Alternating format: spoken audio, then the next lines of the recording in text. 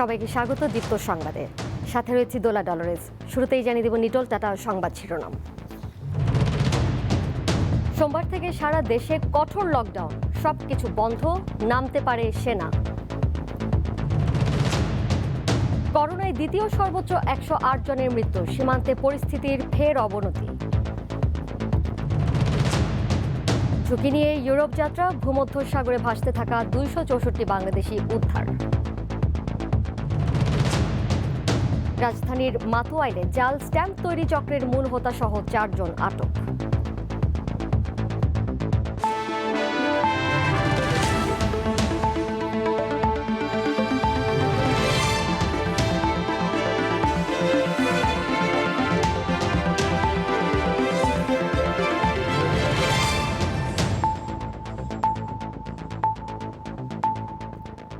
Corona সংক্রমণ ঠেকাতে সোমবার থেকে সারা দেশে কঠোর লকডাউনের সিদ্ধান্ত নিয়েছে সরকার। প্রধান তথ্য কর্মকর্তা সুরত কুমার সরকার রাতে গণমাধ্যমে পাঠানো এক বিবৃতিতে এই তথ্য জানান। এতে বলা হয়, পরবর্তী নির্দেশ না দেওয়া পর্যন্ত এটি চলতে থাকবে। এ সময় অতি প্রয়োজন ছাড়া কেউ বাড়ির বাইরে বের হতে পারবে না। জরুরি পরিষেবা ব্যতীত সব সরকারি বেসরকারি অফিস বন্ধ থাকবে। জরুরি পণ্যবাহী গাড়ি, অ্যাম্বুলেন্স ও চিকিৎসা সংক্রান্ত যান ছাড়া কোনো যানবাহন চলতে পারবে না। গণমাধ্যম এই বিধিনিষেধের আওতামুক্ত থাকবে। সিদ্ধান্ত কার্যকরে সেনাবাহিনী মাঠে নামতে পারে বলে গণমাধ্যমকে জানিয়েছেন জনপ্রশাসন প্রতিমন্ত্রী ফরহাদ হোসেন। লকডাউনের বিষয়ে আগামীকাল মন্ত্রিপরিষদ বিভাগ থেকে আদেশ জারি হবে বলেও বিবৃতিতে জানান প্রধান তথ্য কর্মকর্তা। দেশে করোনা ভাইরাসে আরও 108 জনের মৃত্যু হয়েছে, যা একদিনের দ্বিতীয় সর্বোচ্চ। নতুন রোগীর সংখ্যা 5869। কঠোর পদক্ষেপ ছাড়া পরিস্থিতি নিয়ন্ত্রণ সম্ভব নয় বলে মনে করছেন বিশেষজ্ঞরা।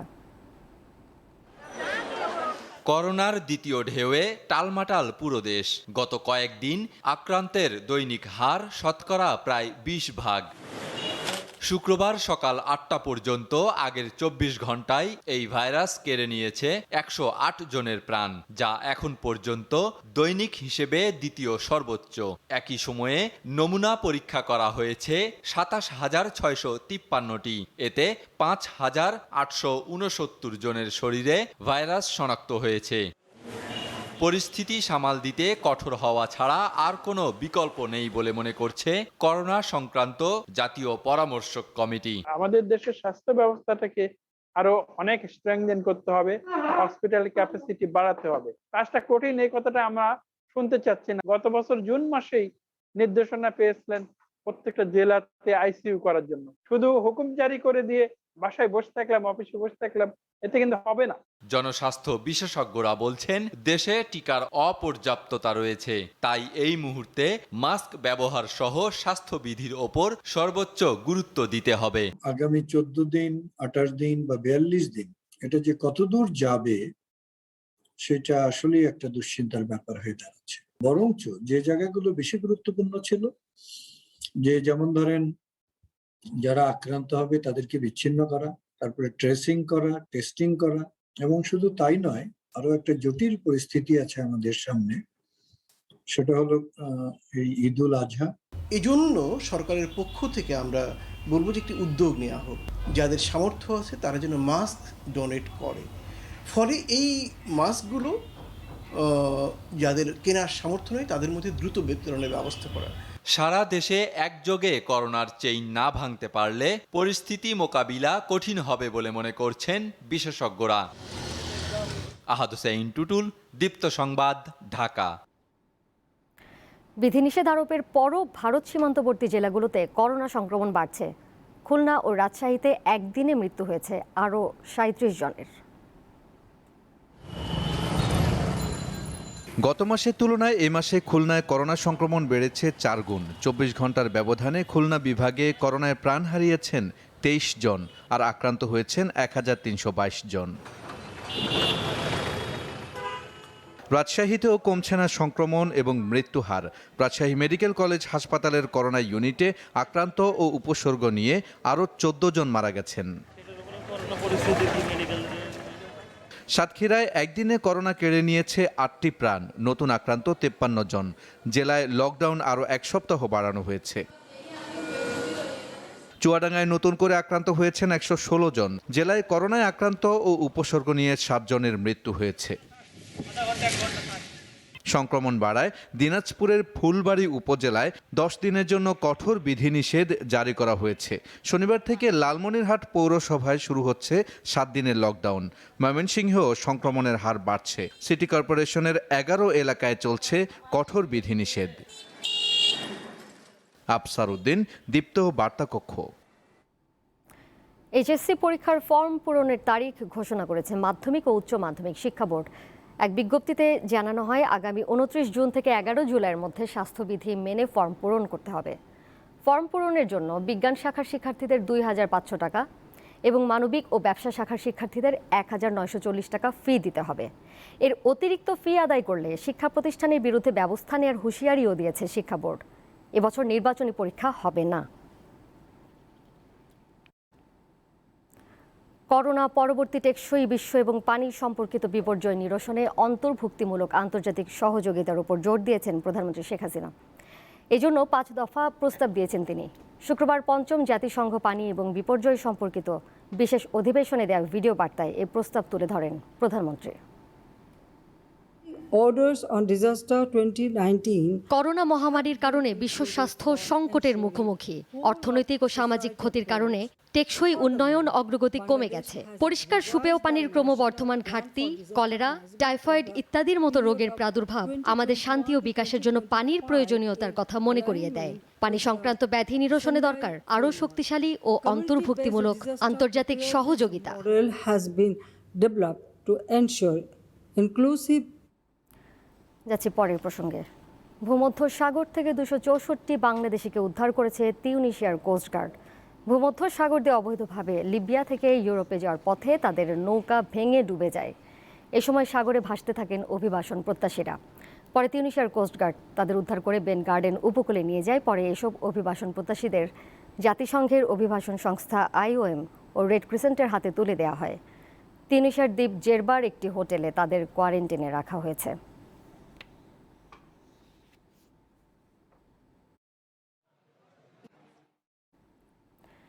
রাজধানীর মাতুয়াইলে ছাপাখানা বসিয়ে জাল স্ট্যাম্পের ব্যবসা করছিল একটি চক্র। সেখান থেকে 20 কোটি টাকা মূল্যের জাল স্ট্যাম্প সহ 100 কোটি টাকা মূল্যের জাল স্ট্যাম্প তৈরির কাগজ উদ্ধার করেছে পুলিশ।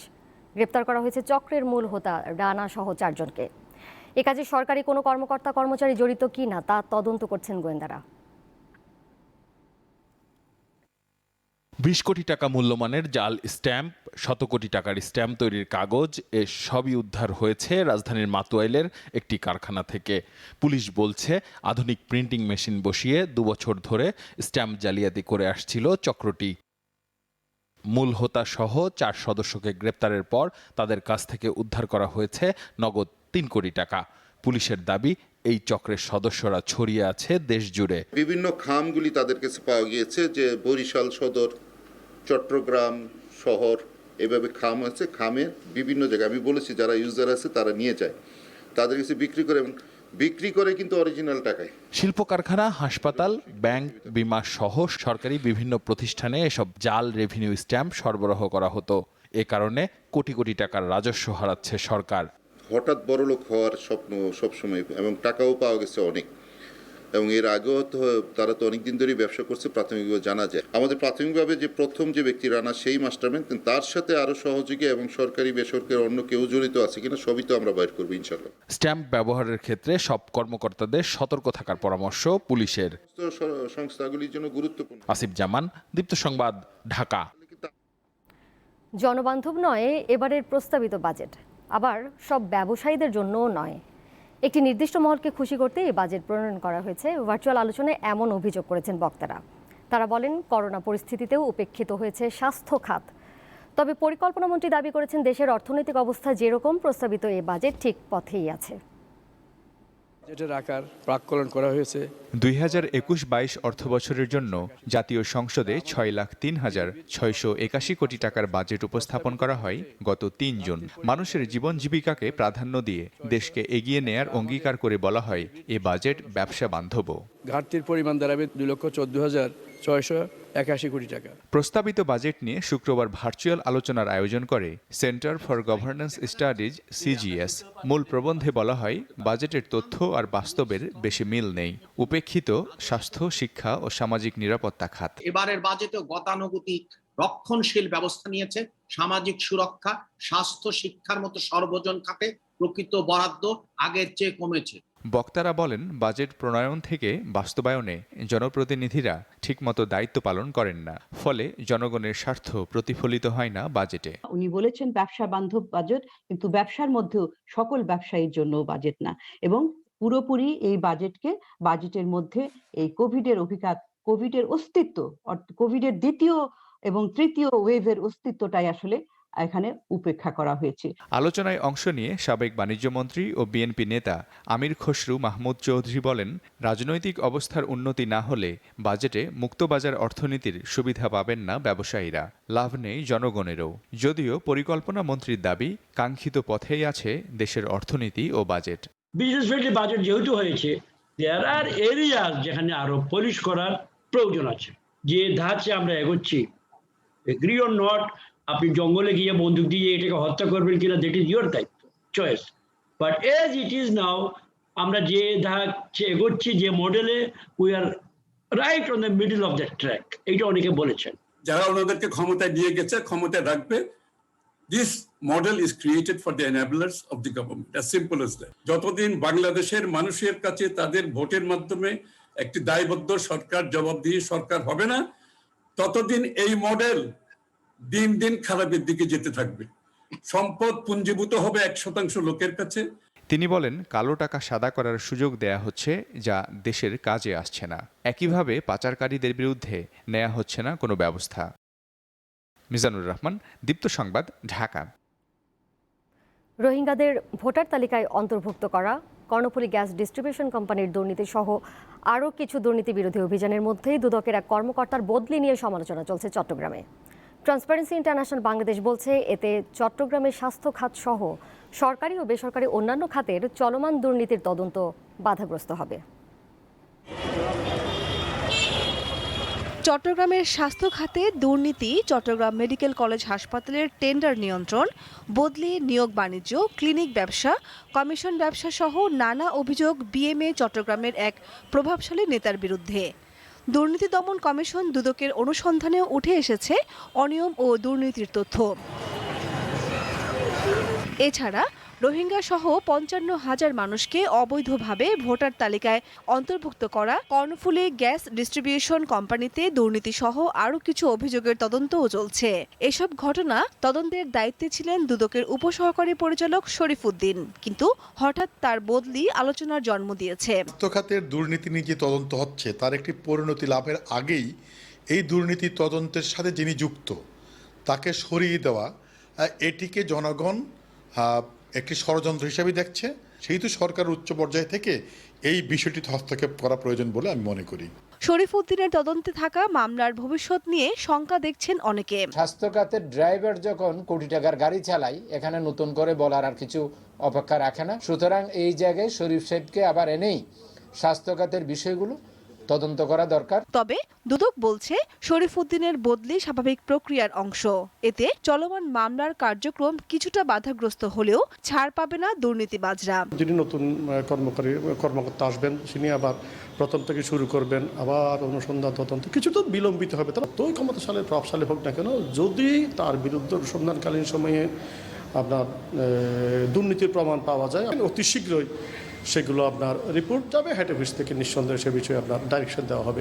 প্রভাব মুক্ত থেকে চট্টগ্রামে চলমান দুর্নীতির তদন্ত দ্রুত শেষ করার দাবি সচেতন মহলের। দীপ্ত বার্তাকক্ষ। দেখছেন দীপ্ত সংবাদ। এ পর্যায়ে একটা বিরতি নিচ্ছি।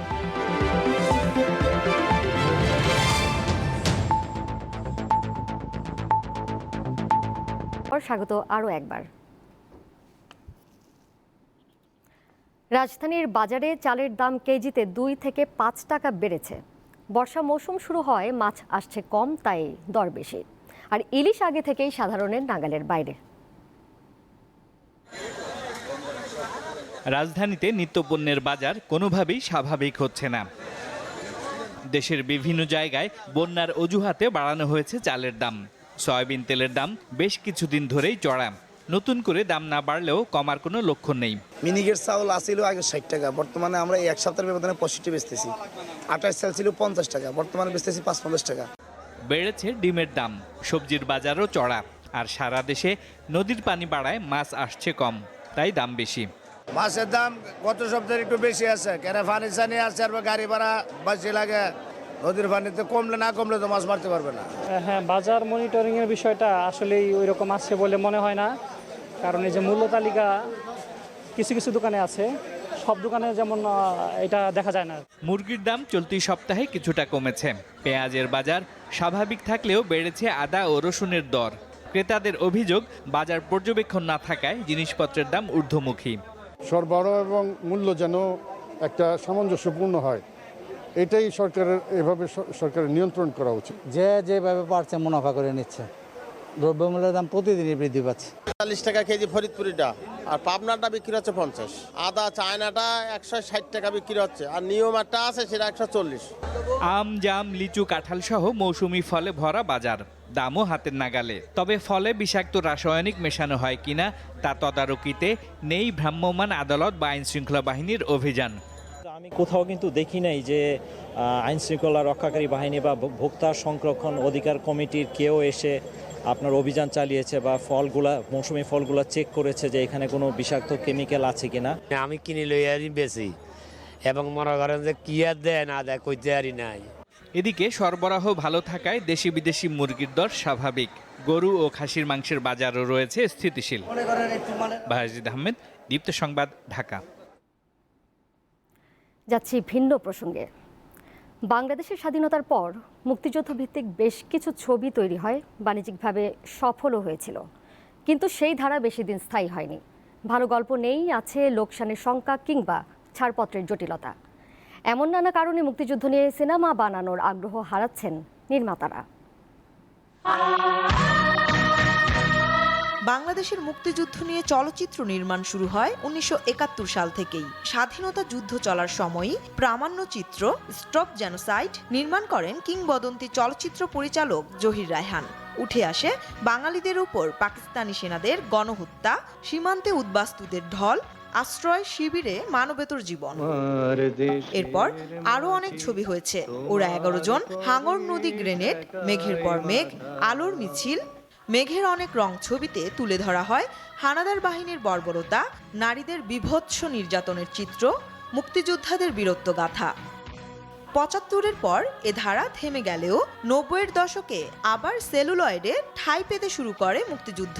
নির্মাণ করা হয় 71-এর যিশু, নদীর নাম মধুমতি, মুক্তির গান, আগুনের পরশমণি, মাটির ময়না, গেরিলা, খেলাঘর, আমার বন্ধু রাশেদ সহ অনেক চলচ্চিত্র।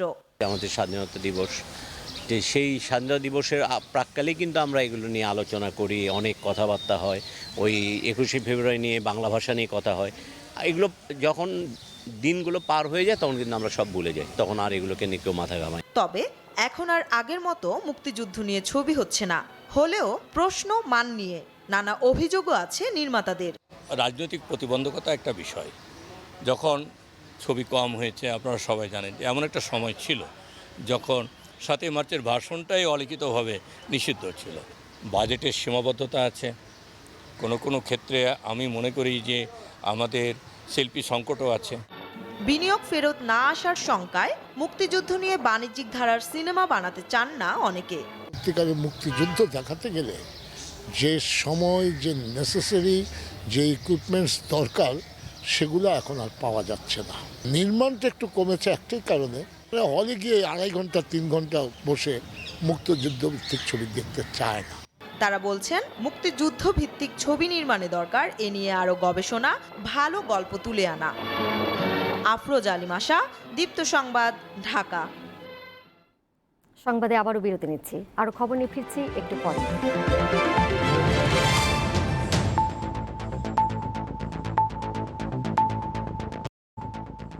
বিরতির পর সবাইকে আবারও স্বাগত দীপ্ত সংবাদে। বিশ্বজুড়ে করোনার ডেল্টা ধরন ছড়িয়ে পড়ায় উদ্বেগ জানিয়েছে বিশ্ব স্বাস্থ্য সংস্থা। এই ভাইরাসের বিরুদ্ধে ফাইজার বায়োএনটেকের টিকা অত্যন্ত কার্যকর বলে দাবি করেছেন ফাইজারের কর্মকর্তারা। রক্ত পরীক্ষার মাধ্যমে টিকার কার্যকারিতা যাচাই পদ্ধতি উদ্ভাবনের দাবি করেছেন অক্সফোর্ড বিশ্ববিদ্যালয়ের গবেষকরা। শেষ করব দীপ্ত সংবাদ, যাবার আগে নিটল টাটা সংবাদ শিরোনামগুলো জানিয়ে দেব আরও একবার। সোমবার থেকে সারা দেশে কঠোর লকডাউন, সবকিছু বন্ধ, নামতে পারে সেনা। করোনায় দ্বিতীয় সর্বোচ্চ 108 জনের মৃত্যু, সীমান্তে পরিস্থিতির ফের অবনতি। ঝুঁকি নিয়ে ইউরোপ যাত্রা, ভূমধ্যসাগরে ভাসতে থাকা 264 বাংলাদেশি উদ্ধার।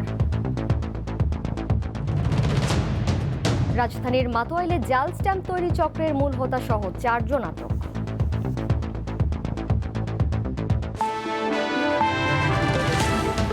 আর এই ছিল এখনকার মতো। আমি ইদোলা ডলরেজ বিদায় নিচ্ছি। আমাদের সাথে অনলাইনে যুক্ত থাকার উপায় facebook.com/diptonews এই ঠিকানায়। সবাইকে ধন্যবাদ এতক্ষণ সাথে থাকার জন্য।